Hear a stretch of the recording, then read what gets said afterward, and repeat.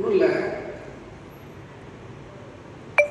அம்மா என்னை அறிமுகப்படுத்தும் போது சொன்னாங்க, விவேகானந்தர் அவர்கள் நம்முடைய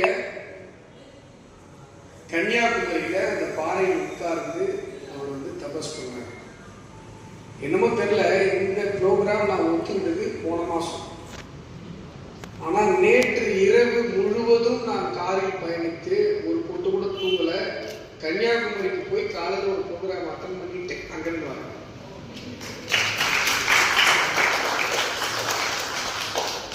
இந்த நிகழ்வு ஏற்கனவே ஒத்துக்கொண்ட நிகழ்வு.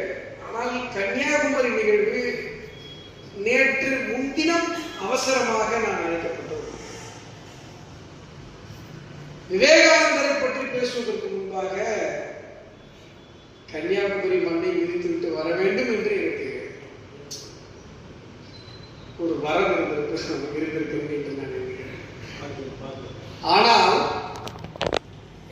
விவேகானந்தர் அவர்கள் கன்னியாகுமரியில விவேகானந்தர் பாறையில் அமர்ந்ததற்கு பின்பாக ஒரு அறிவியல் இருக்கிறது.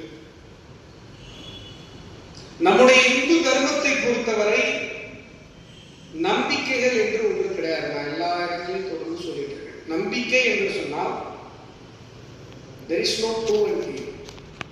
நிரூபணப்பட்ட அறிவியல் இல்லாமல் இது நடக்கும் என்பதுல எந்த விதமான ப்ரூவன் தியரி கிடையாது. நான் நம்புறேன், அது நம்பிக்கை. இதே நான் சம்பாதிக்கிறதுல 1 லட்சம் ரூபாய் சம்பாதிச்சுன்னா 10,000 ரூபாய் கொண்டு போய் என்னுடைய மத போதகருக்கு கொடுத்துடணும் அப்படின்றது அது மூட நம்பிக்கை. இங்க அந்நிய நாட்டு மதங்கள்ல மூட நம்பிக்கை இருக்கிறது, இந்து தர்மத்துல நம்பிக்கை இருக்கிறது என்பது நம்முடைய நினைவு. உண்மை இல்லை. இந்து தர்மத்தில் நம்பிக்கை என்றே ஒன்று கிடையாது. எல்லாமே நிரூபணமான அறிவியல்.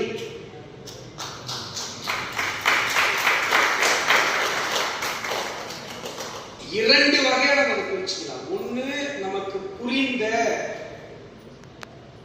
நம்மை போன்ற நம்முடைய முன்னோடிகளாக இருக்கிற ஜி போன்றவர்கள் புத்தகத்தில் நமக்கு விளக்கி இருக்கிற அறிவியல். இன்னும் நாம் தெரிந்து கொள்ளாத அறிவியல். இப்படிதான் வச்சுக்கலாம். நாம தெரிந்து கொள்ளவில்லை என்பதற்காக அதில் இருக்கிற அறிவியலை நாம் நம்பிக்கை என்று சுருக்கிவிட முடியாது. தோப்பு வர்ணம் போடுறாங்க. பெருமாள் கோயிலுக்கு போனாலும் சிவன் கோயிலுக்கு போனாலும் தோப்பு கரணம் போடுறாங்க. தோப்பு கரணம் போடும் பொழுது தலையில கொட்டி மென் அதிர்வுகளை ஏற்படுத்தி காதுகளை பிடித்து இழுத்து உட்கார்ந்து எழுந்து அந்த தோப்பு கரணத்தை போகும். இதை அமெரிக்காவில் இன்றைக்கு பிரெயின் யோகா என்று செய்து கொண்டிருக்கிறாங்க. நீங்க நெட்ல போய் சர்ச் பண்ணி பாருங்க. முன்னாடியாவது நீங்க ப்ரௌசர்ல போய் சர்ச் பண்ணி பாருங்க. இப்ப ChatGPT கேட்டீங்கனாலே அதுவே உங்களுக்கு விளக்கமா சொல்லுங்க. அமெரிக்காவில் தீ மிதிப்பதற்கு என்று ஒரு அசோசியேஷன் இருக்கிறது. அந்த தீ மிதிப்பதால் ஏற்படும் நன்மைகள் என்ன என்பதை அவர்கள் பட்டியலிட்டு வைத்திருக்கிறார்கள். ஒரு முறை தீ மிதிப்பதற்கு $8,000 சார்ஜ் பண்ணுறாங்க. இங்க நம்ம இலவசமா மிதிக்கலாம். அப்போ எதையெல்லாம் நாம் நம்பிக்கை என்று நினைத்துக் கொண்டிருந்தோமோ அவை எல்லாமே அறிவியலாக இருக்கு. தோப்பு கரணத்திற்கு பின்பாக என்ன அறிவியல் இருக்கிறது என்று சொன்னால், மனத்துல மனம் என்ன அலைகள் இருந்துகிட்டே இருக்கும். நமக்கு எண்ணங்கள் வந்து கொண்டே இருக்கும். இந்த எண்ணங்களை எல்லாம் அடக்கி உருளைப்படுத்துவதற்கான ஒரு பயிற்சி தான் தோப்புக்காரணம். நாங்க என்னுடைய வீடு வரைக்கும் பார்ப்போம். நாம இங்க பெரியவங்க நிறைய தெரியும், உங்க வீட்டுல கண்டிப்பா பார்த்துருக்கோம்.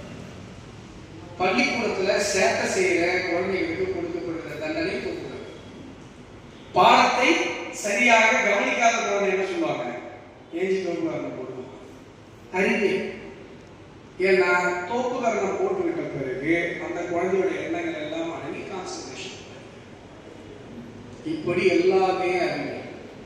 விவேகானந்தர் அவர்கள் 1000 பாறைகள் தமிழகத்தில் இருக்கும் பொழுது விவேகானந்தர் அவர்கள் அந்த பாறையில் போய் ஏன் உட்கார்ந்தார் என்று சொன்னால், இப்போ மகா கும்பமேளா நடந்தது. 3 நதிகள் சங்கமிக்கிறார்கள். அங்கேயும் போய் நான் கலந்து அந்த பாக்கியத்தையும் நான் அனுப்பிச்சு. நான் உத்தரப்பிரதேசம் போனது மகா கும்பமேளாவில் பங்கேற்பதற்காக அல்ல. யோகி ஆதித்யநாத் அவர்களிடமிருந்து ஒரு அழைப்பா அவங்க பார்த்துருக்கோம். ஆனா என்னுடைய பாக்கியம் நம்முடைய பௌர்ணமி அன்றைக்கு நான் திரும்ப அங்கு முழுகும் பொழுது 3 நதிகள் அங்கு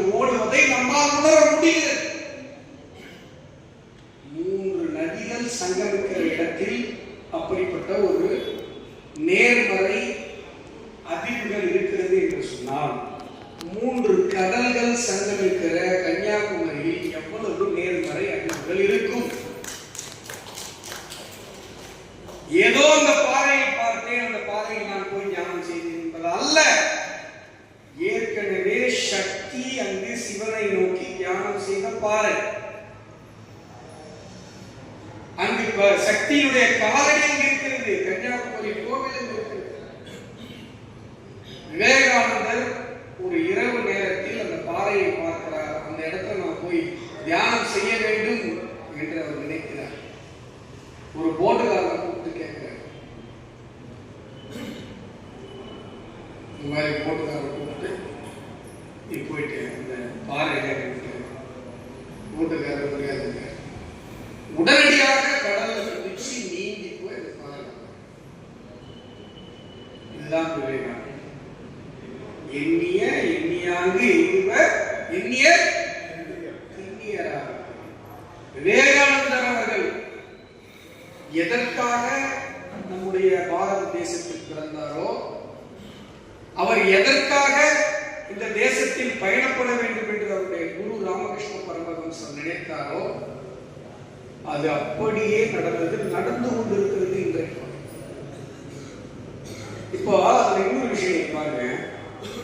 விவேகானந்தர் அவருடைய வாழ்க்கையில பல செய்திகள் நாம் தெரிந்து கொண்டிருக்கிறார். விவேகானந்தர் அவர்கள் சொல்வார், நான் பேசுவதில், நான் செயல்படுவதில் ஏதேனும் உங்களுக்கு குறைகள் இருக்கிறது என்று சொன்னால் அந்த குறைகளை என்னுடைய குறைகளாக எடுத்துக்கொள்ளும். நான் பேசுவதில், நான் செயல்படுவதில், நான் சிந்திப்பதில் உங்களுக்கு ஏதேனும் ஆச்சரியமான விஷயங்கள், நல்ல விஷயங்கள் இருக்கிறது என்று சொன்னால் அதை என்னுடைய குரு ராமகிருஷ்ண பரமஹம்சர் அதை கொடுத்து. நீ அவருடைய வாழ்க்கையில ஆன்மீகத்தை தேடி, ஞானத்தை தேடி அவர் அலைகிறார். ஊரா போறார், யார் யாரையோ சந்திக்கிறார். ஞான தேடல் இருப்பவர்கள் எல்லாமே ஊரா சுற்றுவாங்க. இப்ப நம்ம ஆரம்பத்துல ஒரு விஷயம் சொன்னோம், கதா காலட்சேபங்களுடைய வடிவம் மாற வேண்டும்.